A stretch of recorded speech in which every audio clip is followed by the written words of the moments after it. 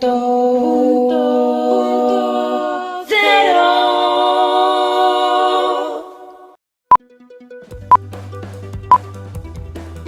Revista Punto Cero en YouTube. Educación. Buenas tardes, disculpar este retraso, pero bueno, es la consecuencia del gran conocimiento que tenemos de la tecnología, como podéis observar, ¿no? Ante todo, muchas gracias a la Fundación 26 de diciembre, porque gracias a ellos, pues estos locales los estamos disfrutando UDP todos los miércoles, y en el caso de los segundos miércoles de cada mes, intentamos fusionar este tema que había empezado a anunciar antes. Era, pues bueno, sigue siendo la revista Punto Cero, pero aquí intentamos hacer un directo, no solamente para España, sino para Latinoamérica. El tema, como ya sabéis, de la revista, aparte que tratamos distintas facetas, tanto de mayores, pero estamos muy enfocados al tema de la accesibilidad y la inclusión. De hecho, este apartado se llama IA, y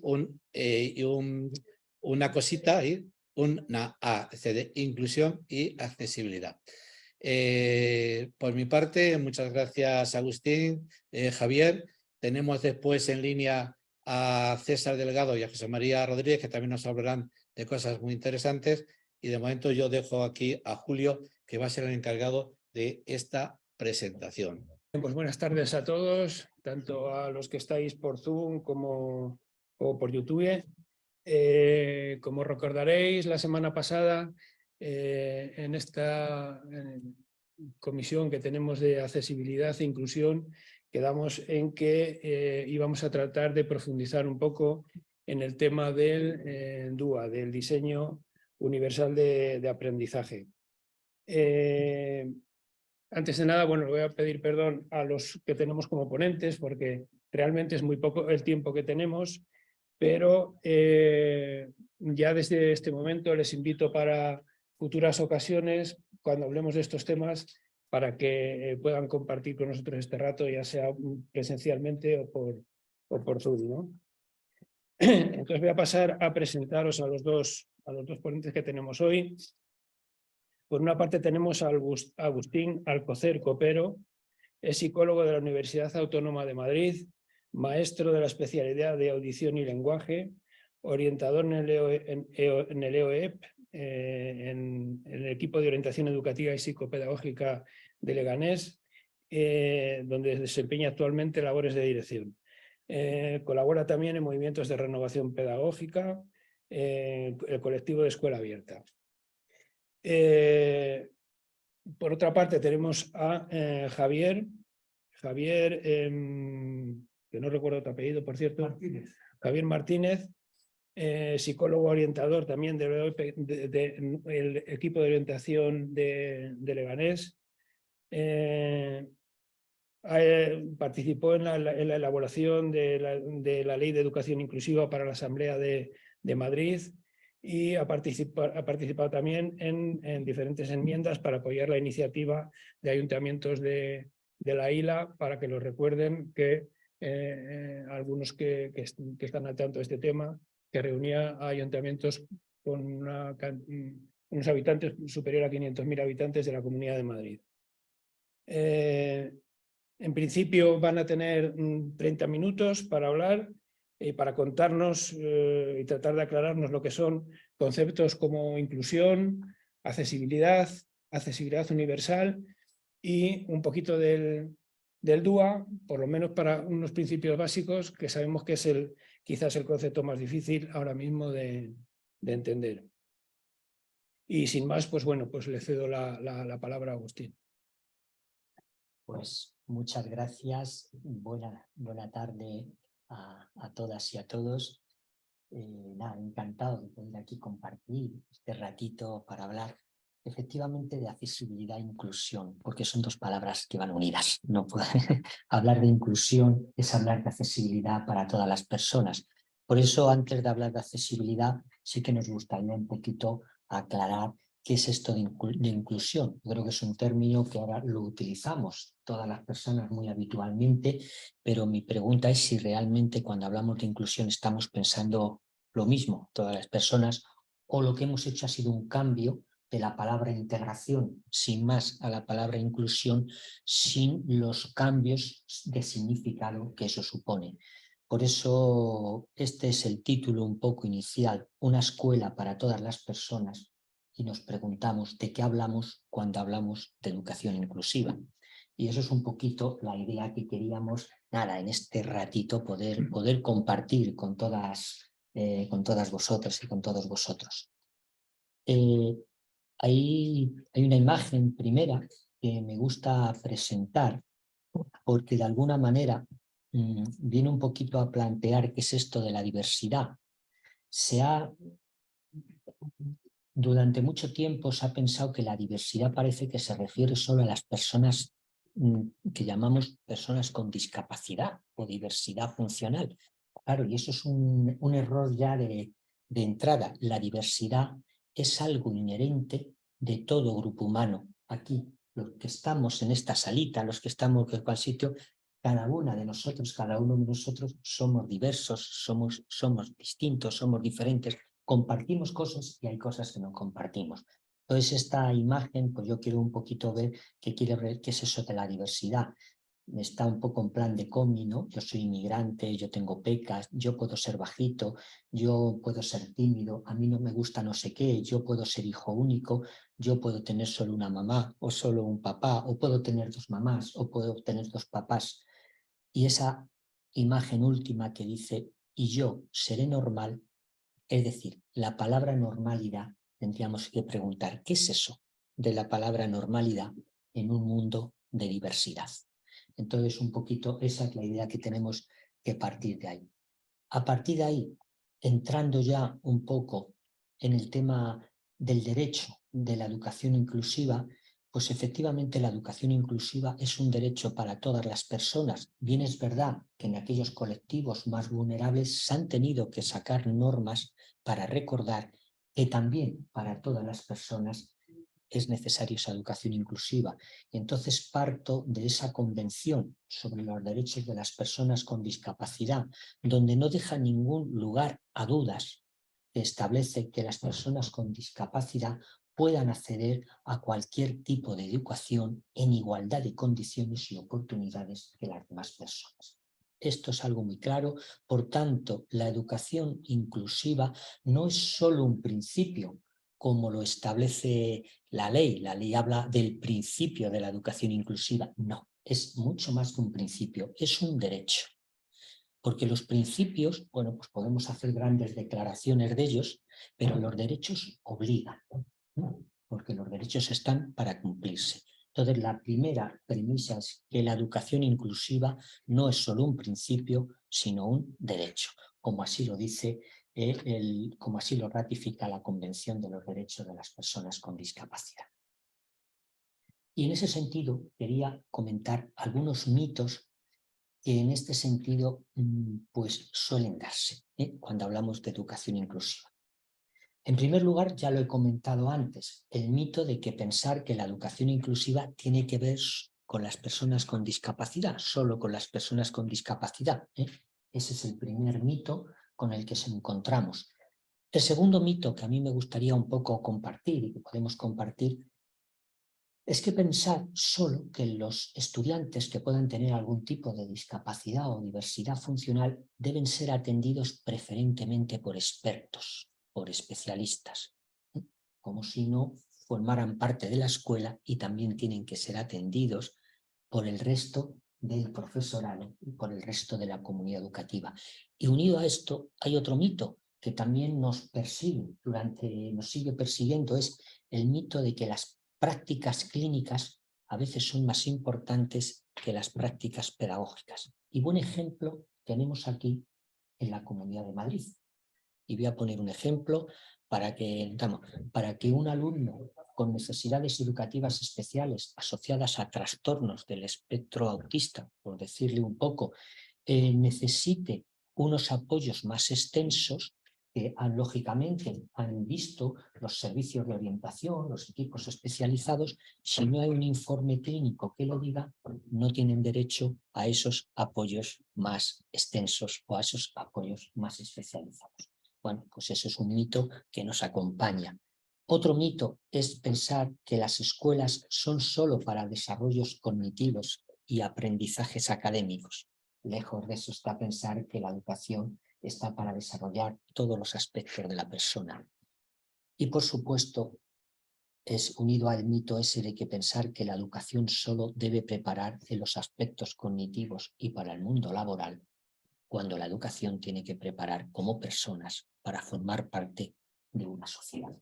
Entonces, estos son algunos mitos que nos acompañan, porque cuando hablamos, por tanto, de educación inclusiva, y por eso quería comentar, no es lo mismo que cuando hablábamos de integración, y a veces seguimos manejándonos en el mismo paradigma, en la misma cartografía, cuando el concepto es totalmente distinto. La inclusión significa esas tres dimensiones que tienen que formar parte: la presencia, todos y todas aprendemos conjuntamente, aprendemos cosas que tienen que ver importantes para la vida, aprendemos competencias, que es lo que tenemos que ir a aprender, y a su vez participamos todas y todos, es decir, el sentido de bienestar que nos tiene que unir en esa relación. Entonces, esas son tres dimensiones indisociables que ya los expertos de hace tiempo lo vienen diciendo y no se nos debe de olvidar. A veces oigo expresiones como la educación especial también es inclusiva. Digo la educación inclusiva, la educación especial, perdón, puede hacer un buen papel y puede hacer un buen trabajo, pero no es educación inclusiva, no confundamos. Es decir, porque la educación inclusiva requiere presencia de todas las personas, no solo de unos pocos, aprendizaje y participación. En ese sentido, ahí un poquito están las tres dimensiones a las que me hacía referencia. Insisto un poco que la presencia no es solo estar en el mismo edificio, es estar con los demás, ¿vale? Estar apartado, eso no es presencia, es estar con las demás personas. Insisto que el aprendizaje tiene que ver sobre todo con el desarrollo de las competencias, que es lo que todo ciudadano tiene que aprender de alguna manera, básicamente. Y lo que comentaba, la participación sobre todo tiene que ver con el compartir vivencias, compartir emociones también, por tanto tiene que ver con el bienestar emocional.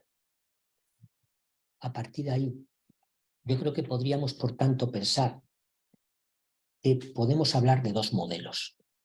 Si estamos anclados en el modelo de la integración o si nos anclamos en el modelo, estamos más pensando en el modelo de la inclusión. Hay una manera de reflejarlo. En el modelo anterior, podíamos hablar de que en ese modelo anterior del que queremos ir dejando ya, el alumno es el que tiene la dificultad, el que tiene la deficiencia. En un modelo más inclusivo, donde es la institución la que se tiene que adaptar a la diversidad, la pregunta no es el alumno tiene la dificultad, es la escuela la que tiene la dificultad para dar respuesta a todas las personas. En el modelo de integración, lo que hacía, por tanto, es que el niño, la niña, la persona se tiene que acomodar, se tiene que integrar. Alguien viene de fuera y se tiene que adaptar, se tiene que integrar a lo que hay. En el concepto de inclusión es el grupo, es la sociedad, es la escuela, es la institución la que se tiene que adaptar a toda la diversidad. Por eso tiene que cambiar la escuela. Si seguimos descendiendo, esto nos llevaría a que en un modelo de integración se plantea la individualización, es decir, pensamos en el niño y les hacemos una adaptación curricular le adaptamos para que pueda seguir aprendiendo. Es decir, hacemos una adaptación curricular.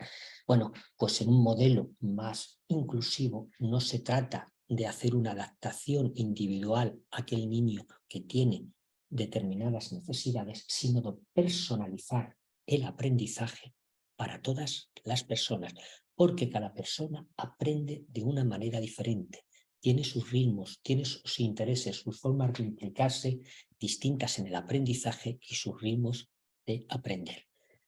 Ese sentido, por tanto, nos lleva a que frente a la idea de esto que llamamos adaptaciones curriculares, había que caminar más a un diseño universal para el aprendizaje, que es un poco el tema que queríamos también abordar aquí. Sí, pues, la educación inclusiva supone también la inclusión, identificar barreras. ¿Qué barreras hay? ¿Con qué barreras se van a encontrar las personas? Aquí hoy hablábamos de una, que era la barrera digital, ¿no? Como la barrera digital es una barrera que tenemos muchas personas aquí. Es decir, las barreras están y lo que se trata es ayudar entre todos y todas a ir superando esas barreras. Por tanto, hablar de inclusión es hablar de barreras del contexto, barreras que tienen que ver con la cultura, con las creencias, con las actitudes. Esas a veces son difíciles de cambiar. Es decir, esas barreras culturales. Las barreras no solo son físicas, las físicas las vemos más fácilmente. Vemos una rampa, vemos una escalera, también faltan, pero se ven más. Pero hay barreras que no se ven, que tienen que ver con las creencias, con las actitudes. Y luego hay barreras que tienen que ver con la política, con la organización, cómo se legisla las administraciones, cómo organiza incluso un centro escolar, la organización de un centro, eso también son barreras. Lo importante es tener una actitud positiva para superar esas barreras, esa actitud constructiva. Terminando esta parte un poquito, quería comentar que también la inclusión tiene que ver con la participación y tiene que ver con la convivencia. Digamos que inclusión y convivencia son dos caras de la misma moneda. Es inseparable no pensar en convivencia sin pensar en inclusión. Y la mayor inclusión mejora la convivencia. Quería comentar eso porque esto juega un papel muy importante. Por tanto, cuando hablamos de inclusión, no solo pensemos en el estudiante, también pensemos en la comunidad educativa, en las familias, la importancia de la participación de la familia. Participación real de las familias, no solo la participación formal en el consejo escolar, en las asociaciones de AMPA, sino la participación más allá de la participación formal. Y por tanto, pensemos que los programas que mejoran la convivencia, la importancia que tienen los apoyos naturales, la importancia que tiene la mediación entre iguales, la importancia que tiene, por tanto, la interacción, los programas de patios en las escuelas, etc. Esta idea general que he planteado de educación inclusiva nos lleva lógicamente a cómo hacer para que hagamos un currículum inclusivo, es decir, un currículum para todas las personas. Una escuela para todas las personas significa un currículum para todas las personas. Y es un poquito las 2 o 3 ideas que queremos dar sobre el DUA, ¿vale? Y luego hablamos un poquito de la accesibilidad. La primera pregunta es, ¿por qué determinados estudiantes no aprenden o no desarrollan aprendizajes en el mismo grado que los demás? Ya comentaba antes, ¿es el alumno el que tiene la discapacidad o es el currículum el discapacitante? Esa es un poco la pregunta que dejo ahí. Estamos acostumbrados normalmente cuando programamos a que haya un currículum que yo llamo de talla única, y a veces ese es el currículum de talla M. Imaginaros que todos nos tuviéramos que vestir con una única talla, la talla M. No hubiera más tallas cuando vamos a comprar la ropa. Algunos, no sé, podríamos a lo mejor tal, pero otros, yo no sé, uno le iba a quedar pequeña la ropa, a otro le iba a quedar grande. Eso es lo que pasa con los currículums a veces, que se programa para esto que llamamos la media. Muy bien quién es la media. Entonces, huyamos de currículum de talla única, aunque sea la talla M, y vayamos a currículum que tengan muchas tallas, ¿vale? La diversidad de tallas. Esa es un poco la idea. Y por tanto, quería un poquito comentar de qué sentido, en ese sentido, tiene hacer adaptaciones curriculares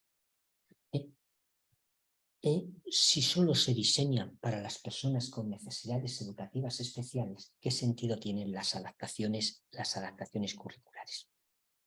Porque las adaptaciones curriculares, y yo voy a poner un poco el ejemplo con un edificio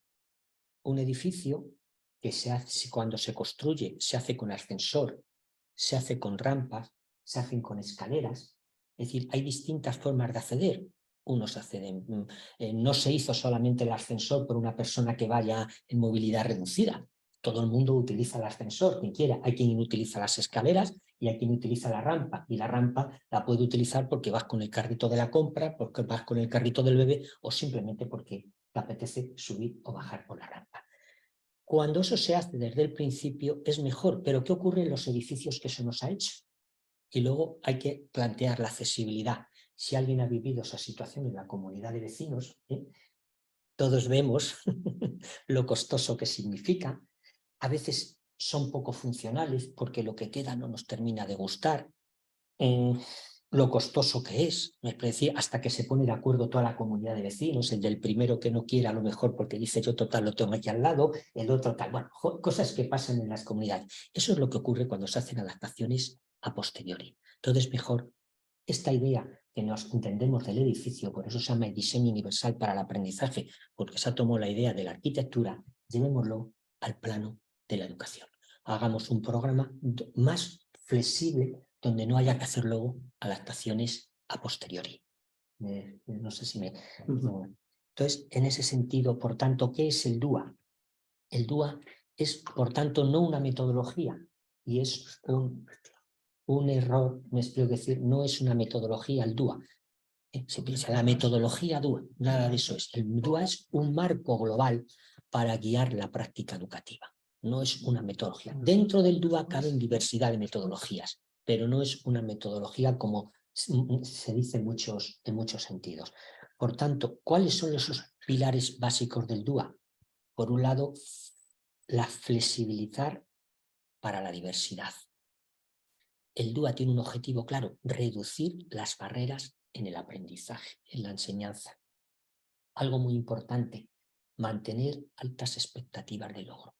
¿Qué ocurre cuando hacíamos adaptaciones curriculares? Aún todavía lo podemos ver, como en un aula a lo mejor de cuarto, de quinto de primaria, un niño que tiene adaptaciones curriculares porque tiene un nivel de primero, está con el libro de primero o el libro de segundo. Imaginaros qué expectativas de logro va a tener esa criatura que mientras a los demás compañeros le ve con el libro de cuarto, él está con un libro que pone segundo de primaria. Eso es muy importante. Y por tanto algo muy importante también. Tiene un objetivo muy claro el DUA, favorecer la personalización del aprendizaje, como comentaba anteriormente, y favorecer la autonomía en el aprendizaje. Por tanto, ¿en qué se basa el DUA? El DUA tiene unos antecedentes ya, los que podemos recordar, la propia psicología cognitiva. En aquel entonces ya planteaba eso, la zona de desarrollo próximo, las ayudas que necesitan las personas, la idea de inteligencias múltiples, que hemos oído en muchas ocasiones, es un pilar, es un prerequisito y ahora está basado en otra idea que ha surgido después, que es lo que llamamos la neurociencia. Es otro de los pilares con los que se marca el DUA. Entonces, así, un poquito, basando en esa idea de la neurociencia, el DUA, por tanto, se basa en 3 dimensiones, son 3 dimensiones que tienen que ver. La primera dimensión con las redes afectivas, es decir, con el para qué del aprendizaje, que lo que significa es proporcionar múltiples formas de implicarte en el aprendizaje. Cuando programamos, lo tengamos en cuenta la diversidad de formas de implicarte. No todas las personas le interesan todo de la misma manera y no todas las personas se tienen por qué implicar de la misma manera. Es decir, el componente emocional es fundamental. Hay una frase de un autor, Robert Sylvester, que dice: la emoción regula la atención y la atención regula el aprendizaje. Si no hay emoción, no hay aprendizaje. Hay otra red cuando construimos el currículum que tiene que ver con el reconocimiento, que tiene que ver con la comprensión. Esa sería un poco el proporcionar múltiples formas de representación de la información. No todo el mundo le llega la información de la misma manera. Hay personas que funcionan mejor manipulativamente, hay personas que necesitan a lo mejor para la información más auditivamente, es decir, distintas formas de representar la información. Y hay otra red que es fundamental, la que tiene que ver con la acción y la expresión de aquellos que aprendemos. Hay personas que se pueden comunicar más fácilmente con voz, personas que se pueden comunicar más fácilmente por escrito, en sistemas alternativos, en braille, en lengua de signos. diversidad de formas de expresar. ¿Por qué cuando se hace un trabajo tiene que ser por escrito? Parece que si no es por escrito, no. Mi pregunta es ¿por qué todos los exámenes tienen que ser por escrito? Es decir, si en un examen lo que se quiere es saber lo que sabe esa persona, ya le estamos poniendo una primera barrera, que es la forma de expresar lo que sabe. Es decir, bueno, pongo estos ejemplos así porque es un poco los ejemplos con los que nos encontramos diariamente. Por tanto, estos son 3 ideas generales que daría para desarrollar. El DUA, por tanto, es un marco, como comentaba, que se basa, por tanto, en esos 3 principios y cada principio de esos tiene desarrollado como 3 pautas. En otra posibilidad, un día más tranquilamente, podríamos hablar de cada una de esas pautas con ejemplos concretos. Es decir, ejemplos concretos sobre cómo ayudar a autorregular el aprendizaje, cómo mantener opciones diferentes para el esfuerzo o ejemplos concretos que tienen que ver con contemplar modalidades diferentes de la recepción de la información o diferentes formas, como comentaba, de expresión de la información. A ver si lo... Sí, espera un momentito, Agustín. Sí. A ver si lo he entendido y podemos trasladarle con un pequeño ejemplo a la gente que escuche este programa lo que es la accesibilidad universal y lo que es el diseño universal de aprendizaje. Yo pongo como ejemplo un libro digital accesible. Un libro digital accesible se puede leer, se puede escuchar, se puede tocar y posiblemente dentro de algún tiempo se pueda hasta oler, porque hay experimentos ya que los ordenadores lo permiten, ¿no? Un libro digital accesible permite que todo el mundo, de cualquiera de esas maneras, pueda acceder a ese libro. Pero al mismo tiempo está totalmente unido con lo que es el DUA, el diseño universal de aprendizaje, puesto que cualquier alumno, ya sea de forma visual, de forma oral o con el tacto, puede acceder a esa información y puede, por tanto, aprender de las múltiples maneras. ¿Sería eso un ejemplo? Yo preguntaría, ¿en qué bloque situaríamos el ejemplo que tú estás comentando, Julio? Porque, bueno, no sé. Sí. Interrumpo. Pero porque, fijaos que el DUA, como planteaba Agustín, es un marco global y lo interesante de este modelo de DUA es que plantea, de alguna forma tiene que ver con las redes del aprendizaje que él acaba de enunciar.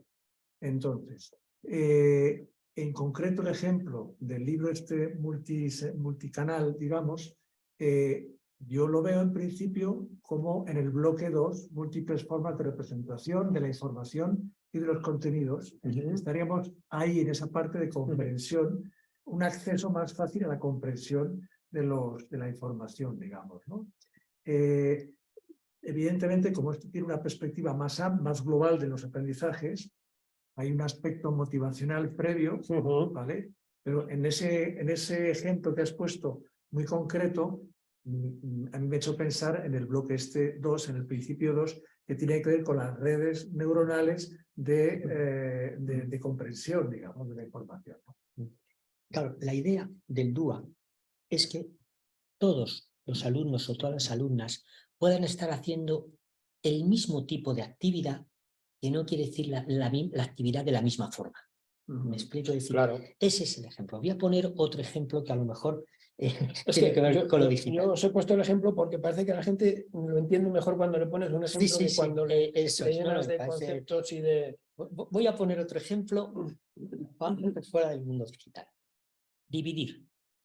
La división. Niños en cuarto de primaria empiezan a dividir y nos vamos a encontrar con una persona que a lo mejor tiene una capacidad cognitiva más baja y que todavía ni siquiera suma. No sé si me explico, tiene un nivel de infantil. Lo normal es decir, no, este niño ¿cómo va a hacer divisiones? Si no suma todavía o no resta, puede hacer divisiones. Porque ¿qué es dividir sino repartir? Bueno, pues habrá niños, niñas que estén haciendo la división con el algoritmo y habrá niños o niñas que tengan 25 bolas y que estén agrupándolas de 4 en 4. Uno harán 25 dividido entre 4 y otros estarán haciendo montones de forma manual, montones de 25, que eso es algo que hacen incluso los niños en la etapa infantil. Fijaros lo que me he podido bajar. Están haciendo el mismo tipo de actividad, pero de manera diferente. Ese es el objetivo del diseño universal para el aprendizaje. Unos suben por las escaleras, otros por la rampa o otros en el ascensor. Me explico, por volver otra vez al ejemplo de la arquitectura del edificio. En otro momento yo creo que sería bonito a partir de ejemplos concretos, que es lo que yo creo que al final... Yo creo que tendríamos tiempo para tratar este tema más veces. Para concretarlo. Para concretarlo. Y entonces yo creo que una última parte tiene que ver un poquito con la accesibilidad, porque esto va unido, es decir, analicemos la accesibilidad. Y yo casi dejo a mi compañero Javier que él nos lo cuente. Arriba del micrófono más a Javier. Sí, yo hablo un poco más alto. Sí. Buenas tardes, por haber interrumpido ahí a raíz del ejemplo de lo que planteaba Julio, y es muy importante el concretar. Tened en cuenta que esto es un planteamiento global del DUA. Conceptos previos interesantes para poder entender de qué va esto. Está centrado mucho en la formación, en las escuelas, lógicamente, pero no solo, porque la formación hoy día es algo que se prolonga a lo largo de la vida, ¿no?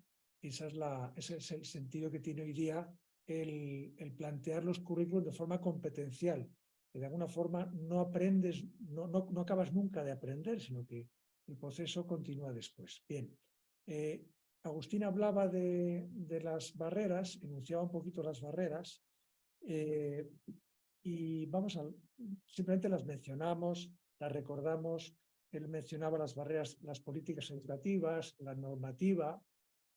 Claro, imaginaos, no tiene nada que ver un currículum, unos contenidos muy cerrados, que es un poco la visión tradicional de la enseñanza, con un currículum, unas enseñanzas que entre sus planteamientos, o por ejemplo criterios de evaluación, sean un poquito más amplios y luego cada centro los vaya concretando, ¿vale? Esto es importante porque eso ayuda a que encaje la diversidad de los alumnos que pueda haber en cualquier aula, ¿vale? Decía Agustín, en cuanto a barreras políticas, cómo el centro organiza la diversidad. Ahí hay muchas diferencias entre unos centros educativos y otros, ¿no? No nos metamos en el mundo de la universidad, que es otro capítulo aparte, o en otras formaciones menos regladas, ¿no? Pero incluso dentro del abanico de los centros ordinarios, pues hay una gran diversidad, porque el centro organiza cosas que apoyan, favorecen la diversidad o no. Hay barreras que no solo son políticas u organizativas, sino que son educativas, es decir, barreras que tienen que ver con lo que se hace en el aula, con lo que se organiza en el aula, con lo que se programa en el aula, ¿vale? Y esas barreras tienen mucha relación con la cultura, con las representaciones que los adultos tenemos acerca de la diversidad, con nuestras propias concepciones acerca de la diversidad. Como docente, como profesor, acepto más fácilmente o no que haya alumnos diversos en mi aula. Pues esa es la cosa. Es decir, una de las resistencias, una de las barreras, es intentar modificar concepciones muy rígidas y muy excluyentes de la formación, de la educación. Es verdad que las barreras culturales, que a veces se puede responder a ellas a través de la formación, pero las barreras culturales tienen también mucho que ver, aunque parezca que no, pero tienen que ver con las barreras políticas. Por ejemplo, es más fácil que aceptemos una situación de diversidad en el aula cuando yo tengo pocos alumnos, o cuando yo tengo menos horas lectivas que puedo aprovechar para coordinarme y pensar con mis compañeros sobre formas de actuar en el aula. Si yo tengo 26 alumnos y dentro del aula tengo un niño con autismo y un niño con cualquier otra discapacidad, pues eso me complica la vida, no justifica, pero hace que mi posición en relación con la diversidad o con la aceptación de la diversidad sea muy diferente que si yo tuviera muchos menos alumnos. Ahí la nueva ley de educación, si ha hecho un gran esfuerzo en materia de currículum, en relación con las ratios y en relación con las horas lectivas, se ha quedado a medio camino y ha permitido que las comunidades autónomas decidieran por sí mismas lo que... Y ya sabemos, cuando eso deja en manos de las comunidades autónomas, cómo se las gastan a la hora de plantear medidas que son estructurales, como las ratios y como las horas lectivas, pero que son fundamentales para personalizar el aprendizaje, que decía Agustín, para aceptar una situación, digamos, diversa en el aula, etcétera, ¿vale? A partir de ahora, nosotros, esto ya es mucho más relacionado con, vamos a hacer un poco más ágil, porque tiene mucho que ver con cómo identificamos barreras en los centros educativos, ¿no? Podemos identificar barreras a nivel individual, es decir, pensando en el niño individualmente, podemos pensar el nivel de competencia curricular que tiene, dónde está en su desarrollo, tenemos instrumentos para ello, podemos también pensar en las características personales que tiene, podemos pensar en sus relaciones sociales, tenemos instrumentos para evaluar cómo son las relaciones sociales en el aula, podemos destacar en qué destaca, no solamente en qué falla, sino en qué destaca, cuáles son sus potencialidades, que le cuesta más, y otra información relevante, contextual, familiar, que nos pueda ayudar a identificar esas barreras individuales. Pero luego a nivel de aula, yo tengo que identificar las limitaciones, las barreras que tiene mi propia aula y mi propio centro, ¿no? Que puedan ser limitaciones físicas. Todavía, a pesar de todo, hoy hay limitaciones físicas de todo tipo para el alumnado con discapacidad física o sensorial. Las limitaciones sensoriales también, que podemos mencionarlas, las cognitivas. Cognitivas hace referencia a que el entorno visualmente favorece el que yo pueda comprender más fácilmente cómo situarme, cómo orientarme, cómo desplazarme, ¿vale? Cómo manejarme, y las barreras de tipo más emocional. Hemos puesto algunos ejemplos, simplemente mencionarlo como ejemplo, la accesibilidad física, las barreras físicas que puede haber en un centro, en un aula, son fáciles de, digamos, nos vienen enseguida a la cabeza cuáles son, ¿no? El alumnado puede manipular y coger objetos más fácilmente. Pues claro, pues dependerá un poco de la situación individual que pueda tener el sujeto. Un alumno que tiene unas grandes dificultades de grafomotricidad y que por tanto le cuesta muchísimo la escritura, pues evidentemente tenemos que buscar alternativas para que la respuesta educativa sea diferente, ¿vale?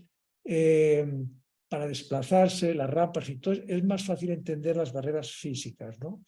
Hay barreras también, digamos, de accesibilidad física que tienen que ver con la salud, no solamente las barreras sensoriales o visuales o auditivas, tienen que ver, por ejemplo, con la salud, las alergias, el asma, las enfermedades que condicionan un poco la salud, ¿vale? Eso forma parte de lo que el docente o el centro educativo, el equipo educativo tiene que revisar, ¿vale? Hay cuestionarios, hay instrumentos que te permiten ir un poco revisando qué barreras tiene nuestro centro en materia de accesibilidad física. La accesibilidad sensorial, pues todo el alumnado puede acceder sin dificultades a través de los sentidos a la información necesaria para realizar actividades, manipular objetos y desplazarse por los entornos. ¿Qué problemas tengo ahí, no? Estamos con los alumnos con discapacidad visual, pero también los alumnos con discapacidad auditiva, etc. La accesibilidad cognitiva, que es otro de los conceptos de accesibilidad importantes, las actividades son predecibles, anticipamos a los chicos lo que vamos a hacer. En algunos casos, en algunos perfiles, de discapacidad, niños con autismo, eso es muy importante, porque no le vas, no solo, o sea, solamente puedes implicarle en una actividad si él es capaz de anticipar los pasos previamente de esa actividad. Por tanto, eso sería una accesibilidad cognitiva. O las actividades que organizo, mis explicaciones, el material que utilizo, va a llegar, pienso que va a llegar a la comprensión de todo el alumnado del aula. Tengo que pensar en ello, ¿no? ¿Qué dificultades tiene mi alumno, ¿no? Esa sería la accesibilidad cognitiva. Y la accesibilidad emocional, que sería la cuarta dimensión de accesibilidad, sería, por ejemplo, si te aseguras de que antes, por ejemplo, de que antes de iniciar una actividad, el alumnado ha entendido lo que tienen que hacer y los pasos que tienen que seguir, porque si no, eso crea mucha incertidumbre y mucho desasosiego emocional, y por tanto, esa anticipación es necesaria. Propones tareas que pueden trabajar en compañía de otros compañeros, promueves el aprendizaje cooperativo, promueves las relaciones de ayuda entre compañeros. Eso es muy importante para la accesibilidad emocional, para la percepción y el bienestar del alumno o alumna en la dinámica, digamos, del centro, ¿vale? Pero también hay establecidos procedimientos de resolución de conflictos conocidos por todo el alumnado. La vida dinámica de un aula es una vida en la que hay profundamente interacciones, roces, muy diversos, y en los centros tienen que generar estrategias y respuestas educativas para dar respuesta a esos conflictos, de tal manera que el alumnado, al cabo de toda su escolaridad, pueda tener herramientas para poder manejar de forma pacífica, positiva, los conflictos que son inevitables en la vida humana, ¿no? Y el último concepto, ya lo vamos a dejar aquí porque son demasiadas cosas. El último concepto, decía Agustín que hay un camino que va desde las adaptaciones curriculares, desde el modelo integrador, que tuvo su valor en su día, hacia el diseño universal para el aprendizaje, ¿no? Y ahí introducimos un último concepto que es la personalización de los aprendizajes. Para atrás.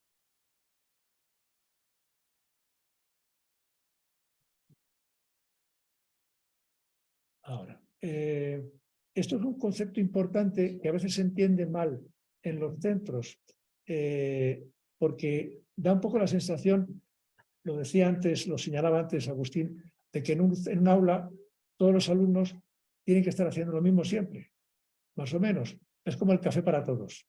Y eso no es así siempre, ¿no?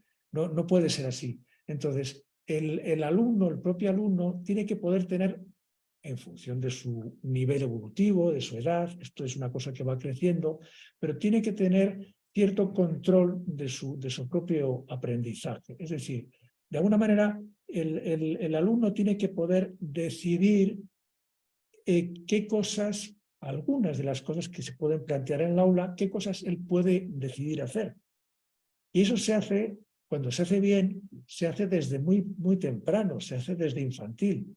No sé si habéis oído hablar, los que estamos en la docencia, sí, pero en infantil se trabajan, o si vosotros tenéis nietos, o en infantil se trabaja mucho por rincones de aprendizaje. Entonces, hay una estructura de reunión en la cual la docente o el docente plantea cuáles son las opciones para poder interactuar con distintos materiales que se plantean en el aula, y se crean zonas de aprendizaje, zonas en las cuales el niño decide previamente dónde va a estar y luego van rotando, ¿vale? Hay un margen de maniobra. En primaria también eso se puede hacer, y Agustín y yo conocemos muy buenas experiencias, no muy generalizadas, pero muy buenas experiencias en las cuales las matemáticas y la lengua se dan no a través de un libro de texto por el cual todos hacen lo mismo, y si no hacen lo mismo, le pones el libro de primero o el segundo para que haga cosas que pueda hacer, sino que de alguna manera tú diseñas un material y trabajas y vas planteando situaciones de aprendizaje por grupos cooperativos.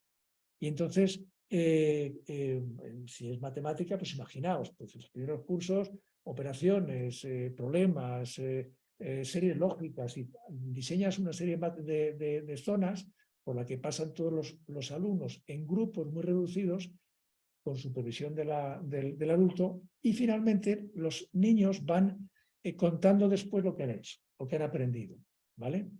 En lengua pasa 3/4 de lo mismo, ¿no? Esa es una situación que exige mucho tiempo, mucho trabajo, muchos años incluso de equipos muy cohesionados.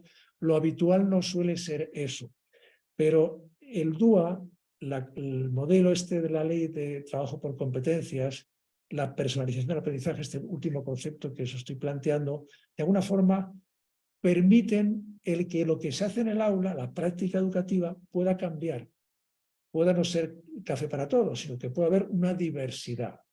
Evidentemente, teniendo las mismas condiciones, ¿por qué en algunos centros se hace eso y por qué en otros centros no? Influye la cultura del propio centro, es decir, influye el que el equipo educativo, el equipo directivo, que tiene un papel muy importante, y el equipo educativo hayan estado tiempo trabajando y reflexionando sobre eso, ¿vale? Y eso es muy importante. Por tanto, no es relevante solamente tener pocos alumnos, sino tener tiempo para preparar y pensar juntos, porque no olvidemos que la tarea docente es una tarea reflexiva. No tiene ningún sentido la función docente si la programación se reduce a seguir un libro de texto. La función docente es una tarea reflexiva compartida con otros compañeros.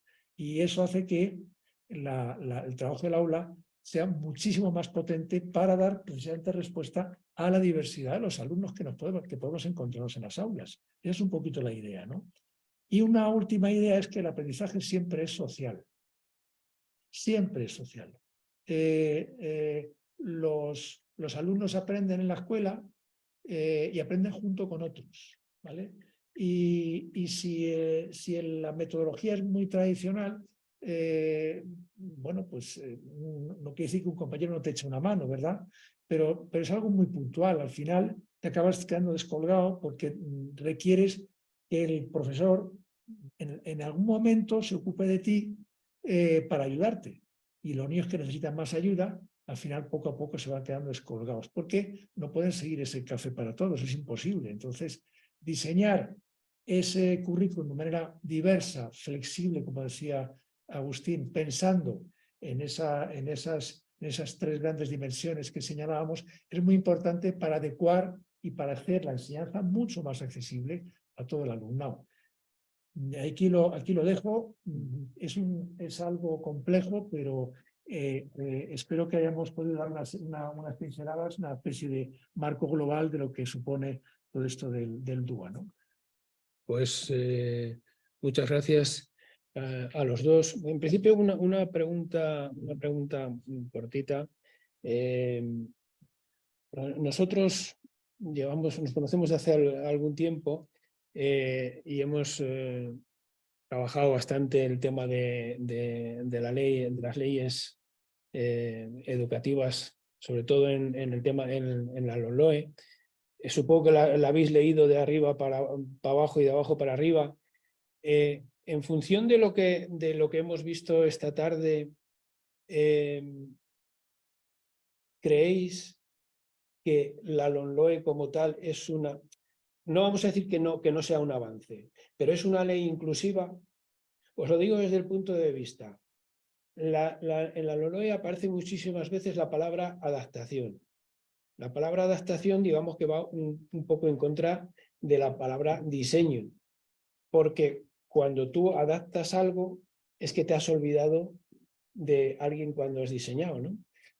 Entonces, ¿vosotros creéis que la LOMLOE es una ley inclusiva o se ha quedado un poquito a medio camino? Bueno, vamos a ver, yo creo que la LOMLOE ha dado pasos importantes.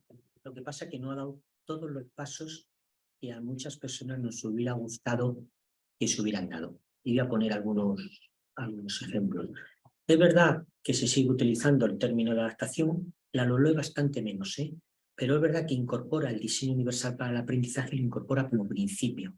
Efectivamente. Eso es un paso importante. Me explico decir, ¿qué es que luego yo no he visto? Que luego yo no he visto Que no lo aplica. que en los reales decretos no está tan concretado. Me explico, decir, se ha quedado como un principio en la ley general, pero luego hubiera sido una oportunidad de los reales decretos de enseñanzas mínimas que tienen que marcar luego lo que las comunidades autónomas tienen que organizar curricularmente, ahí no ha aterrizado. Y a mí me parece que tenía que haber aterrizado. Es verdad que ha reforzado la idea, a mí me gusta la idea que plantea cuando define alumnos con necesidades educativas especiales, que dice, son aquel que afronta barreras. Es verdad que incorpora el nuevo concepto este de que lo que hay son barreras. Eso antes no estaba recogido en la ley. Es verdad que ha planteado pues, algunos aspectos de compromisos que yo no sé si se llevarán a cabo en un plazo de 10 años, que los centros vayan avanzando en educación inclusiva y revisemos después dentro de 10 años qué ha pasado. ¿Qué ocurre? Que a mi modo de ver faltan medidas concretas que comprometan después a las administraciones educativas, porque si no, la gestión de la educación la llevan las competencias, las administraciones educativas. Entonces eso va a ir en perjuicio también, supongo, de aplicar el diseño universal de aprendizaje, ¿no? Yo creo que, vamos, que el hecho que haya salido, fíjate, como principio en la LOLOE, hace que estemos hablando de ello. Hace unos años nos hablaba del diseño universal para el aprendizaje. Recuerdo cuando preparamos aquella propuesta de ley inclusiva en la Comunidad de Madrid, que fue cuando lo propusimos ya, y en aquel entonces todo el mundo miraba y decía, ¿qué es eso del diseño universal para el aprendizaje? ¿No? O sea, y ahora es verdad que es un término que ya ha escuchado todo el mundo. Bueno, obviamente porque ha venido como principio. Otra cosa es cómo luego ahora las comunidades autónomas lo desarrollen. Y aquí, claro, tenemos una barrera importante, que es habrá comunidades que vayan avanzando más y comunidades que además van a intentar paralizar. ¿Me explico? Es decir, entonces ese es el problema. Por tanto, hay aspectos que son importantes, hay aspectos que a mi juicio se tenían que haber desarrollado más y haber concretado más para que impliquen más a las comunidades autónomas. Pues nada más, vamos a... Este es un tema complejo, apasionante, da para mucho tiempo. Esperamos contar con vosotros para futuras ocasiones, si es presencialmente mejor, si no, por Zoom o como sea. Y en nuestra labor, que me imagino que es como la vuestra, es divulgar y dar a conocer estos conceptos y estos principios que al final son los que pues van a hacer que el tema avance, ¿no? Muchas gracias a los dos. Muy bien, encantados de estar aquí vosotros. Seguimos con... Sí. Vamos a ver si está por ahí José María. A ver, recientemente, hace 1 año o 2 años, más dedicado al tema de la energía solar. Entonces, planteé un tema el otro día, yo creo que interesante, sobre todo para las personas que empezamos a manejar los dispositivos de teléfonos y ordenadores, cómo poder, a muchos les parecerá algo muy simple, pero cómo poder hacer una lectura correcta de un contador, ¿no? Pues nada, vamos allá, venga. Vamos a empezar con... Vamos a ver, un momento. Que me ponga... Es que tengo que pinchar aquí, si no pincho no me hace caso. A ver, vale, muy bien. Vamos a hablar un poco del tema de las lecturas de los contadores eléctricos. Esto era porque, bueno, Bernabé me pedía una colaboración en este sentido y sobre todo, pues digo, pues bueno, pues como yo llevo 1 año con el tema de las placas solares y estoy metido en esto y lo estoy haciendo un seguimiento, pues estoy aprendiendo muchas cosas, ¿no? Y entonces sería un poco de cómo leer nuestro contador eléctrico desde el ordenador, que todos, en teoría, todos podemos hacerlo. Y la gente no lo sabe y es muy interesante que nos acostumbremos a hacerlo, ¿no? Porque se recomienda que hagamos nuestras lecturas por la experiencia práctica que yo voy teniendo, ¿no? Porque me he estado dando cuenta de que he tenido que hacer reclamaciones porque, sobre todo cuando hablan de lecturas estimadas, cuidado. Hay que revisarlas y hay que comprobarlas y hay que hacer a veces reclamaciones porque cobran de más. ¿Quién hace las lecturas? Las lecturas las hace la empresa distribuidora, porque todo el mundo hablamos de la comercializadora, que es la que nos cobra, la que nos hace la factura, pero realmente la distribuidora, que es la que trae la energía eléctrica con los cables hasta nuestra casa, esa es la que realmente es la dueña del contador y es la que lee el contador.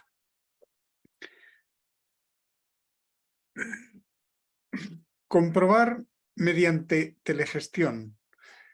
Todo el mundo, en principio, ya se están implantando los contadores de telegestión. Entonces, todo el mundo puede leer su contador desde el ordenador, desde casa.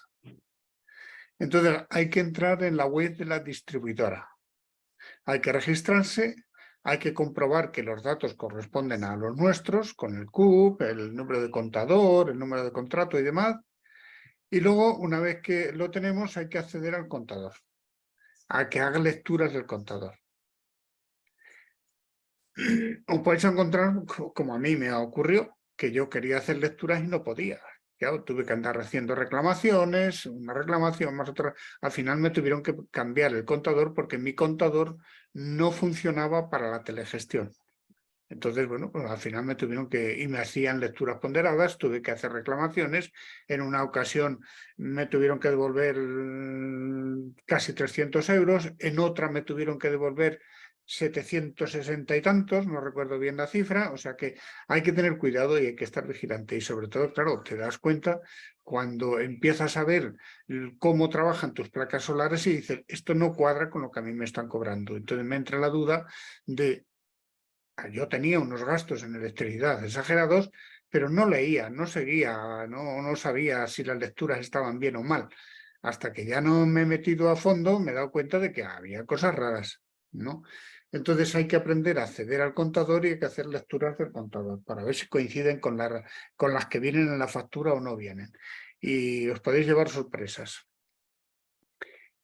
Hay que ver si, para saber si tenéis telegestión, normalmente cuando veáis un contador, tenéis que ver si hay un pilotito verde, un pilotito verde que está activo. Si está activo es que hay telegestión. Si no está activo, o se apaga mucho, o se pone en rojo, o se apaga, se va, se viene, hay problemas con la telegestión. Y entonces hay veces que queréis hacer la lectura y os va a dar fallos.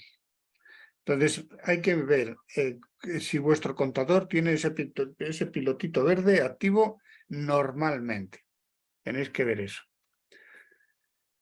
Esta es una pantalla, porque a veces digamos que las páginas web de la distribuidora, yo no estoy hablando de la comercializadora, estoy hablando de la distribuidora, que es la que realmente lee el contador.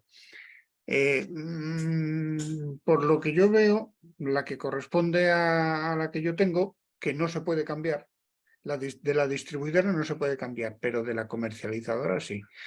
Pero la distribuidora no funcionan como debieran al 100%. Yo creo que deberían de cuidar. Solamente, no quiero decir la distribuidora, pero es posible que otras funcionen mejor. Habría que verlo. Pero, por ejemplo, aquí os pongo un ejemplo. Esta sería una de las pantallas donde voy viendo la evolución de unos meses, de cómo ha ido. Esta sería la curva del consumo y esta sería la curva de lo que yo vierto a la red. Digamos, con las placas solares. Al principio no he vertido nada porque intencionadamente le he dicho, porque yo veía que no me leían lo que yo vertía y digo, mientras no me lo lean, yo le voy a decir al inversor que no vierta nada a la red.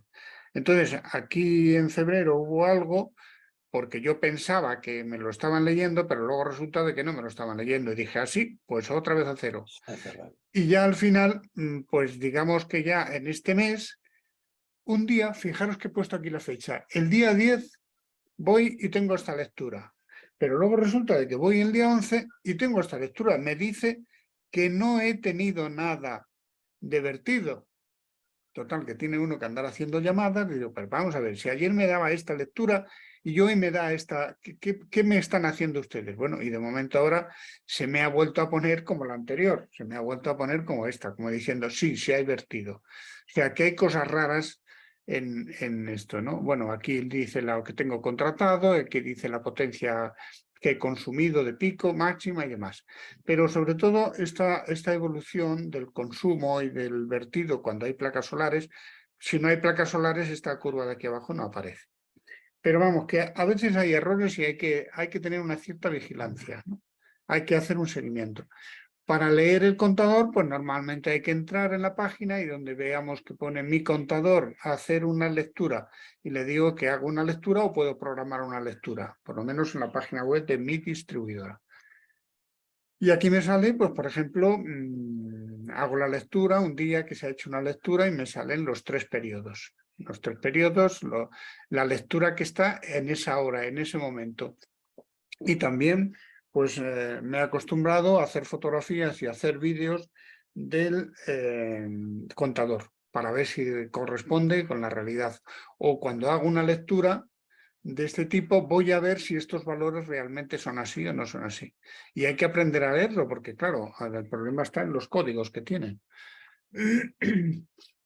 El tema de los periodos horarios, también hay mucho follón con ese tema, y los periodos horarios también hay uno de verano y otro de invierno, pero bueno, principalmente el tema, vamos a tener lo que se llama el punta, el llano y el valle, ¿no? Pero que luego hay, en cuanto al consumo energético, que es la parte de arriba de la transparencia, y en cuanto a la contratación de la potencia. O sea que también nos cobran distinto si estamos en punta o en valle, porque digamos que aquí solamente hay 2 categorías. Para la potencia solamente hay 2 categorías, pero para el consumo hay 3 categorías. Y como veis aquí, pues por ejemplo, pues tenemos desde las, vamos a empezar por ejemplo, por la noche, hasta las 8 de la mañana, pues tenemos el valle. Luego tenemos hasta las 10 de la mañana, tenemos el llano. Y luego desde las 10 hasta las 14 horas, los días de diario, tenemos el punta, consumo punta. Luego vuelve otra vez el valle desde las 2 de la tarde, sí, desde las 2 de la tarde hasta las 16, otra vez volvemos con el valle, ¿no? Total, que hay aquí, y luego por la noche, desde las 22 hasta las 12, también tenemos otra vez el valle, y volvemos a tener el punta por la tarde. Los festivos, todo es valle, no hay punta ni llano. Y también ocurre aquí que en la potencia, pues bueno, en la potencia también tenemos un horario diferente, que está desde las 8 de la mañana hasta las 12 de la noche, lo considera punta en cuanto a la contratación de potencia, y desde las 12 de la noche hasta las 8 de la tarde lo considera valle. Y festivos y domingos también, o sea que esto es mucho lío. Y luego además cambian un poco las horas de verano a invierno, o sea que es un poco follón este tema. Y eso implica precios diferentes, claro. Para leer el contador tenéis que acostumbraros a leer códigos, y es interesante aprender a leer estos códigos. Cuando veáis el contador van pasando esos códigos, por eso hay que hacer un vídeo para luego tranquilamente parar el vídeo y detenerlo y tomar nota de los valores. Por ejemplo, el código 1.135.1 nos habla de la potencia que tenemos contratada. Si queremos el 1.16.1.01, consumo máximo en punta. El 1.16.2.01, consumo máximo en llano. Y así tenemos el 1.16.0.01, consumo máximo total. O sea que tenemos aquí estos códigos que hay que aprendérselos, hay que saberlos, o hay que anotarlos para luego, cuando vayamos viendo el vídeo, saber a qué se refiere cada cosa, que es la complicación que tiene el tema del contador, que normalmente casi nadie sabe leerlo porque tenemos que aprendernos estos códigos. Pero los más importantes son estos, los códigos de consumo. El 1.18.1 es el consumo en horas punta. El 1.18.2 es el consumo en horas de llano o plano, el P2. El 1.18.2 es el consumo en horas valle o el P3. Y el 1.18.0 es el consumo total, la suma de los tres consumos. Pero es importante diferenciar el P1, el P2 y el P3, ¿no?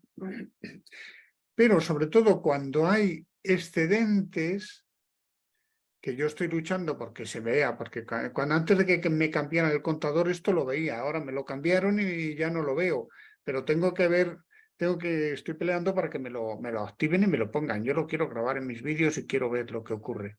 Cuando hay exportación de energía por los excedentes, porque tenemos placas solares, tenemos el código 1.28.1, es la exportación en horas punta. El 1.28.2, exportación en horas llano, el P2. El 1.28.3, exportación en horas valle, el P3. Y el 1.28.0, exportación total. A lo largo, normalmente, exportación total a lo largo del día o lo que se está produciendo durante ese día. Entonces, esos códigos es muy importante, sobre todo cuando hay exportación, es importante que nosotros controlemos lo que estamos exportando porque eso nos lo pagan cuando exportamos. Tiene un precio y es importante controlarlo también. Yo os recomiendo que cuando hagáis llamadas telefónicas de protestas, de reclamaciones, hay que comenzar diciendo, esta llamada, señor, lo estoy grabando, porque ellos avisan de que lo graban, pero nosotros tenemos que hacer lo mismo. Y yo me he dado cuenta que hay una diferencia en el trato. Y hay que decirles, buenos días, antes de nada, le aviso que yo también estoy grabando esta llamada, pero grabarla de verdad, y hay que grabarla. Porque luego esas llamadas hay que utilizarlas a veces, porque es difícil hacer reclamaciones. Hacer vídeos de las lecturas del contador, porque yo las he tenido que utilizar, porque cuando he hecho reclamaciones he tenido que demostrar, porque dice, claro, es que usted no sabe cómo se lee. Digo, ¿cómo que no sé cómo se lee? Tengan este vídeo, miren la fecha que tiene el vídeo y miren la fecha que ponen ustedes en la factura. No cuadra, a ver, y me han tenido que decir, pues tiene usted razón. Y se han visto obligados a reconocer que me han tenido que devolver lo que yo reclamaba. O sea que hay que usar las grabaciones si es necesario, os lo recomiendo, porque yo estoy aprendiendo un montón de cosas con esta historia. Ahora la picaresca no está en el pueblo llano, la picaresca se ha trasladado a otros sitios, ¿no? Como último recurso, para protestar y para reclamar, pues tenemos las oficinas de reclamación, de consumo de los ayuntamientos y de la comunidad autónoma. Claro, pero yo de momento no he tenido que acudir ahí, pero sí que a veces he tenido que comentarlo, que están ahí en las comunidades autónomas y demás. En cuanto, yo os quería dar unos datos del tema de la fotovoltaica, que hay una cierta polémica en el sentido de que merece la pena, no merece la pena, que sí, que no, que ahora está incluso saliendo vídeos, pues no es para tanto, pues no. Bueno, yo aquí lo que os quiero mostrar es lo siguiente. A lo largo de prácticamente un año, porque empezaron a funcionar en mayo las placas solares del año pasado, el consumo total que he tenido en kilovatios ha sido de 11.306. Esto lo capturé hace unos días. Las placas me han generado 6.942,73 kilovatios. He tenido que comprar 5.481,14. ¿Esto qué significa? Que si yo no hubiera tenido una generación de 6.942 kilovatios, hubiera tenido que comprar los 11.306, pero he tenido que comprar 5.481. O sea que, digamos que por lo menos he evitado comprar mucha energía. Lo que he exportado también me lo lee, digamos, esto no es del contador, esto es digamos, del control de potencia que tiene el inversor. No he exportado mucho porque lo he tenido que, como no me la leían, digo, mientras no me lean la energía que yo exporto, lo siento, pero no la regalo. Además, sobre todo con los cabreos que me iba pillando, ¿no? Y con las trampas que notaba. Entonces, pues en ese caso he exportado poquita todavía. Y bueno, durante ese día la efectividad que tenía era del 86,32%. Digamos que esto es la lectura del día, porque depende, puedo medir en mes, puedo medir en un año, puedo medir en un mes concreto, o en este caso era la captura de datos del día, y entonces en la captura de datos del día, durante ese día, que es desde las 12 de la noche hasta las 12 de la noche del día siguiente, hasta las 0 horas, pues la efectividad era, y esto fue una captura más o menos a mitad de la mañana, era del 86,32%. Y era un poco lo que os quería comentar, y quiero hacerlo rapidito para no robar Pues, tiempo. muy bien. Yo Sí, podría sí. hacerte una pregunta. No, sí, pero José un María? momento. Sí. Es que le quería preguntar, ¿de qué distribuidora hablamos, Chema? No la Sí, quería hombre. decir, pero bueno, Sí, sí. Claro. de Fenosa. Vale. Es eso, ¿ven? Julio, perdona. Y la comercializadora correspondiente es Naturgy. Sí, sí, sí. Yo te iba a preguntar una cosa, José María, porque es que a mí es que me mosquea muchísimo todos los días en la televisión, cuando en el telediario te sueltan mañana a las 6 de la tarde la luz será gratis, coste cero. Y yo digo, eso realmente nos están engañando, porque no es así. Será coste cero para los que tienen una tarifa libre o como se llame, no recuerdo cómo se llama. Pero eso es para las comercializadoras, pero para ti realmente no va a ser coste cero, porque claro, a ti digamos que te van a hacer, te van a sumar los kilovatios que tú vas a consumir en la hora punta y te lo suman todos, y entonces te van a poner un precio medio. Pero claro, es posible que ocurre, por ejemplo, al mediodía, como hay cada vez más gente con los inversores trabajando, con las placas solares trabajando, al mediodía, por ejemplo, mi inversor, digamos que se corta, porque en la red no hace falta energía, deja de emitir energía a la red, porque digamos genera tanta que digamos la red se satura. Entonces, cuando se satura la red, digamos que llega un momento que corta el inversor corta. Entonces, normalmente al mediodía tengo el inversor para momentáneamente media hora o 2 o 3 medias horas o un momentito, o no para, o hay días que si no hay mucho sol no para, o sea, depende un poco. Entonces, pero cuando la red está, digamos, saturada, los inversores cortan. Entonces, ¿por qué? Porque sobra energía. Entonces, en ese instante está a cero, pero a ti no te la van a cobrar a cero.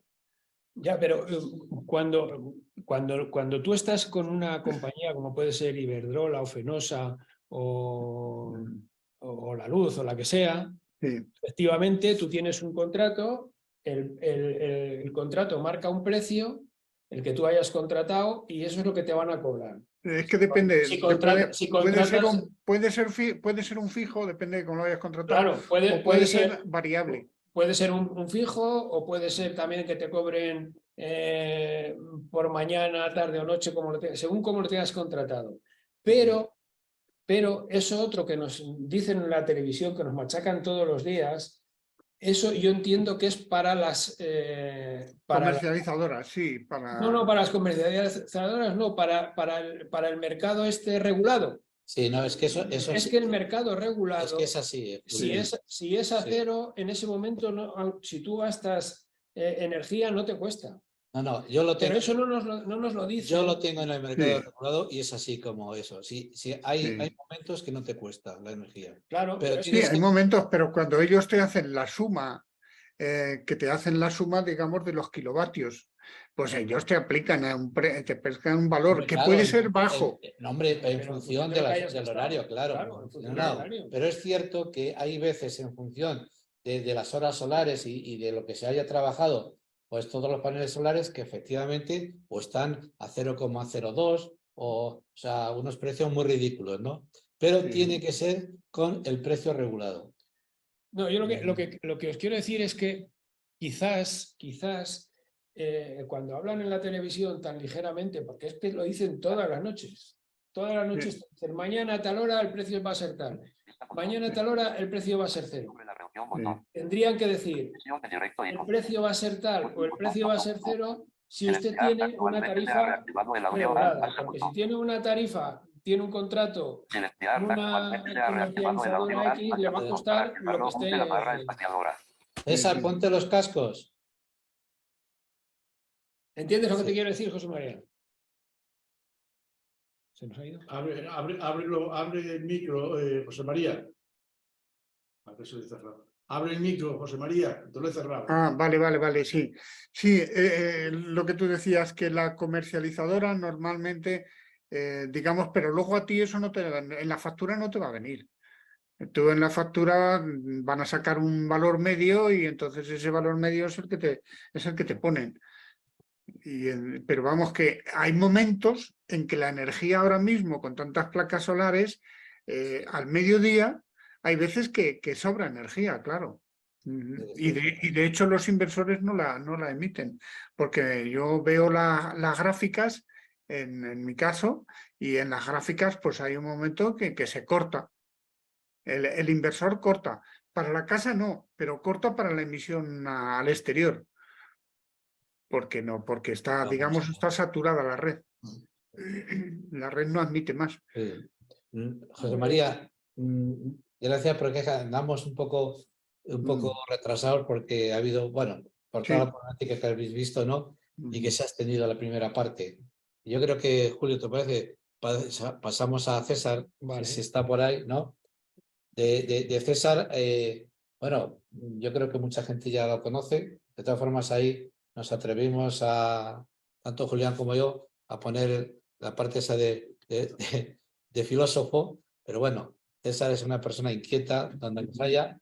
Desde luego, César ha destacado y sigue destacando como escultor, además que tiene, y escritor, pero más que nada yo creo que como escultor, y bueno, sus actividades que tiene en el Ayuntamiento de Robledo, pues a nivel de profesor de judo, ¿no?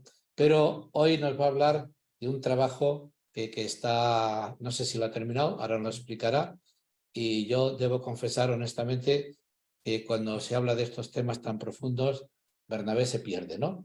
Pero César, tuyo es el micrófono y mira, a ver, hombre, yo sé que vas a ser el último, no te quisiéramos cortar, pero más de 15 minutos, porque entre otras cosas no tenemos que abandonar la sala de aquí, ¿sabes? Vale, pues ya en otro momento haré esa observación. Ahora lo que quería sí es hacer una relativo precisamente también a la pedagogía, la educación y la enseñanza, etcétera, que se ha hablado varias veces de la discapacidad, ¿no?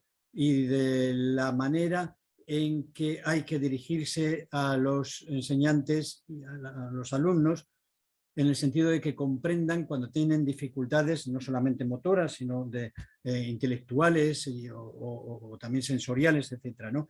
Hay una cosa que nunca se dice y que me parece que es bastante curiosa dentro de mi espíritu ácrata.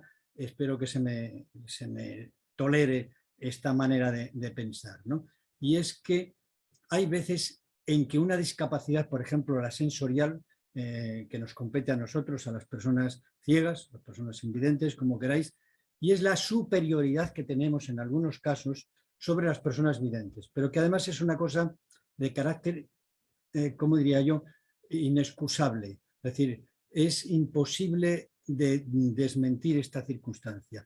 ¿Qué es, por ejemplo? Yo voy a hacer rápidamente un repaso sobre toda la historia del arte, por eso tenemos aquí una escultura, pero muy veloz para que se comprenda cuál es el curso de la historia, ¿no? Es decir, en principio, cuando apareció el arte, lo que se hacía, vamos a referirnos, por ejemplo, a la alta griega, en principio se hacía lo que se llama la forma pura, es decir, la proporción pura. Por eso observamos todas esas esculturas que nos han llegado hasta nuestros días, en que vemos la forma anatómica y los rostros, la cara de las personas que se han esculpido sin expresión ninguna. Es decir, sabemos esa relación entre una parte y otra anatómica y la proporción. Y a eso le llamamos forma pura o proporción pura, ¿no? Después pasaron unos siglos y llegamos a las vanguardias, no a las vanguardias, perdón, al Renacimiento. Entonces las gentes del Renacimiento, es decir, los Leonardo da Vinci, Miguel Ángel, Rafael, etcétera, Donatello, etcétera, observaron que además de la forma pura, habría que darles una expresión a esos rostros, ¿no? Y apareció, pues, todo el Renacimiento, ¿no? Donde se aplicó a la forma pura la expresión. Y luego ya teníamos la forma más la expresión. Después siguieron pasando los siglos y llegamos al siglo XX. ¿Y qué ocurrió? Que aparecieron las vanguardias. ¿Qué significan las vanguardias? Que las gentes, los artistas de la vanguardia, se dieron cuenta de que primero había sido la forma pura, después había sido la expresión agregada a la forma, y ellos dijeron, bueno, pues ahora nosotros vamos a hacer la expresión solamente, pero sin la forma pura. Entonces surge el abstracto y todas las vanguardias, ¿no? Luego, un poquito más adelante, aparece Miró, que se dice, bueno, ¿y esto quién lo ha hecho? ¿Quién ha hecho todo esto? Todo esto lo ha hecho el ser humano. ¿Y qué es el ser humano? Entonces él se dedica a pintar y a esculpir como lo hacían los hombres primitivos, es decir, los cavernícolas y las pinturas rupestres, ¿no? En definitiva. Es decir, que ya el abstracto ya se hacía desde entonces, desde la pintura rupestre. La inteligencia de Miró es que es capaz de retrotraerse 30.000 años para comprender cómo pensaba el ser humano de entonces, ¿no? Bien, ahora es lo que podemos en este momento arrimar el ascua a nuestra sardina. Es decir, las personas ciegas tenemos una ventaja increíble, digo, y repito, sobre las personas videntes en una modalidad artística. O sea, por ejemplo, yo pongo un ejemplo, bueno, un ejemplo que es una historia. Es decir, cuando Kandinsky, que se le llama el padre del abstracto, estaba pintando en su domicilio, se fue el fluido eléctrico, José María, no había otros recursos, ¿no? Como tú has mencionado, ¿no? De la electricidad fotovoltaica. Bueno, resumiendo, que él siguió pintando por la noche sin el fluido eléctrico.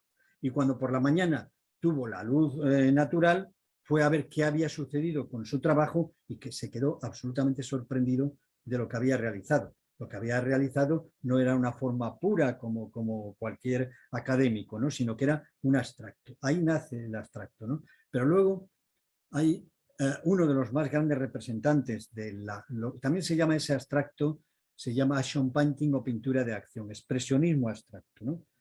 Fundamentalmente el expresionismo abstracto. Entonces, ¿qué es lo que pasa? ¿Qué le pasa a la persona vidente cuando está trabajando con el expresionismo abstracto? Pues que no lo realiza plenamente y en profundidad. ¿Por qué? Porque una persona que ha conocido el mundo de la forma y del color, inexcusablemente tiene que estar influido por la naturaleza. Es decir, si una persona pretende hacer expresionismo abstracto, si es vidente, va a hacer, por ejemplo, una línea horizontal y el horizonte es horizontal. No se puede eludir eso, ¿no? Entonces está imitando la naturaleza. Si hace una vertical, pues los árboles crecen verticalmente. Entonces está imitando la naturaleza. No es pura la expresión, no es pura. Si hace una curva, es decir, un redondel, una circunferencia, está imitando pues los astros, está imitando la luna llena, está imitando los frutos de los árboles, está imitando la naturaleza. Luego ya no es su espíritu puro. Sin embargo, una persona ciega, sobre todo de nacimiento, no puede imitar la naturaleza porque no la conoce. No conoce la perspectiva, no conoce el color, no conoce la forma visual, la forma retiniana, ¿no? La forma gráfica de las cosas. Y entonces quiere expresar su sentimiento, coge un pincel o coge un rotulador y hará garabatos. ¿Pero qué garabatos hará? Hará garabatos que salgan de su íntima emoción, de su más íntima emoción. O sea, si está en un momento emocional eufórico, pues hará movimientos rápidos en cualquier dirección. Si está apenado, si está deprimido, si está triste, hará movimientos más lentos, pero nunca imitará la naturaleza, porque no la conoce desde el punto de vista retiniano. Entonces, la expresión, el action painting, la pintura de acción más pura que puede existir es la que hace el ciego de nacimiento. No sé si estáis de acuerdo o no, pero tenemos una ventaja las personas ciegas en ese sentido. ¿Estáis ahí? Estamos. Ah, bueno. No sé si estáis de acuerdo o no, pero bueno, aquí tenemos, si queréis... Que sí, que estamos de acuerdo. Decía, es que estaba esto cerrado. No, te decía que nos quedan 10 minutos escasos. Pues mira, os explico en menos de 10 minutos esta escultura que hay aquí, que no sé si alguien tiene visión suficiente para observarla. Sí, aquí tenemos 2, por lo menos. Sí, sí. Bueno, esto es 2 y una... medio. 2 ¿Tú y la ves, medio. José María, ¿la ves? Sí, y medio, 2 y medio. Medio, es que más cerca no la puedo poner porque pesa mucho. Bueno, esta es una versión de la Salomé bíblica, una versión particular, ¿no? Mía, propia. Esta figura es una miniatura de la figura, digamos, definitiva, que tiene 2,25 metros de altura y 2,25 metros de ancho y profundo, ¿no? Esta, sin embargo, pues tendrá aproximadamente unos 60 en sentido horizontal, y en vertical pues unos 50 centímetros, y de profundo pues lo mismo. ¿Qué se ve aquí? Se ve un rostro, una cabeza que está sujeta por un híbrido que es una mujer desnuda, pero que tiene los brazos y la cabeza del insecto mantis religiosa. ¿Qué pasa con el insecto mantis religiosa? Que en la cópula no es capaz de copular con la hembra con el macho, sino que la hembra tiene que destrozar la cabeza del macho para copular de forma automática por vía medular, ¿no? Y entonces se produce esa decapitación que hace la hembra sobre el macho, y el macho copula por esa forma refleja, ¿no? Bien, ¿por qué aquí aparece una mujer desnuda, la cabeza que es la mía propia, aquí colgando de la pata del insecto?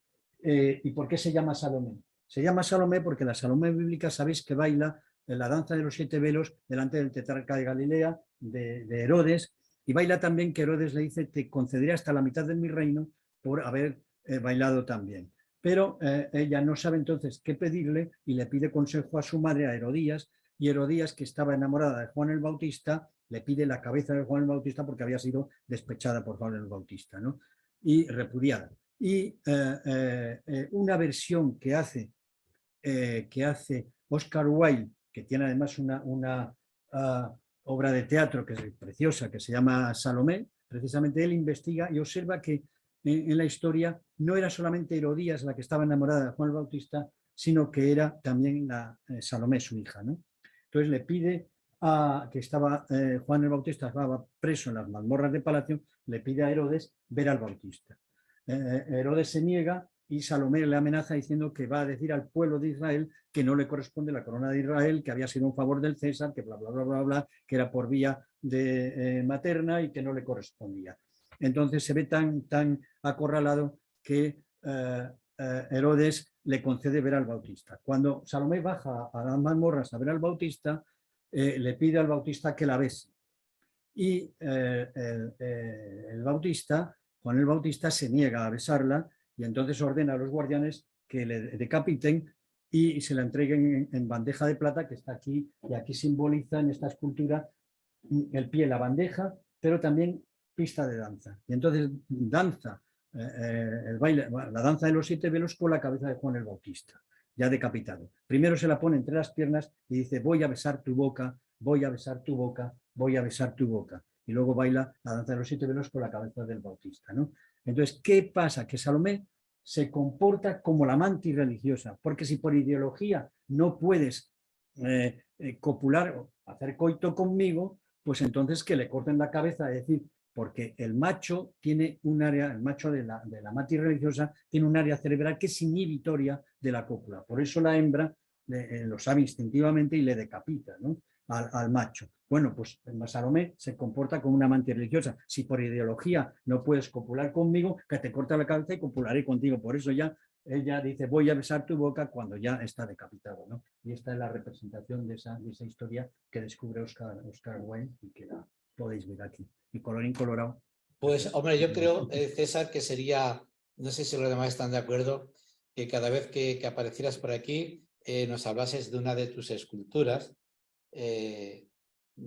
Hay algunas que tienen una historia muy bonita y hay otras pues que, bueno, quizás para mucha gente. Bueno, eso, a ver, lo feo en el arte no significa decir, por ejemplo, hay unas cosas que son horriblemente espantosas, que son las pinturas negras de Goya, y sin embargo son muy buenas. O sea, el concepto de bello en arte no significa lo mismo que en literatura. O sea, decir, por ejemplo, lo bello en la naturaleza es bonito, pero lo bello en arte es bueno. O sea, las pinturas negras de Goya son horrorosas, pero son muy buenas. Por eso son bellas, pero bellas desde el punto de vista de lo bueno. Entonces, lo bello en la naturaleza es lo bonito, es otra cosa distinta.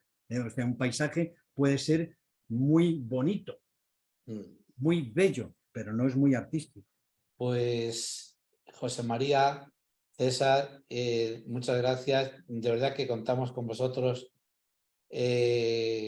para futuras conexiones y futuros temas que podamos abordar. Nosotros a partir de mañana tendremos la misión, Julián y Julio, ¿no? De ver qué es lo que vamos a hacer dentro de un mes, independientemente que los jueves seguimos dando paso a lo que es la revista Punto Cero. Realmente, este apartado dentro de la revista, como decía al principio, lo hemos denominado IA. No es inteligencia artificial, pero es inclusión y accesibilidad. Pues muchas gracias y no sé si Julián o Julio tenéis que decir algo, ¿queréis? Nada más. Nada, salutaros. Gracias a los dos. Y muchas gracias. Punto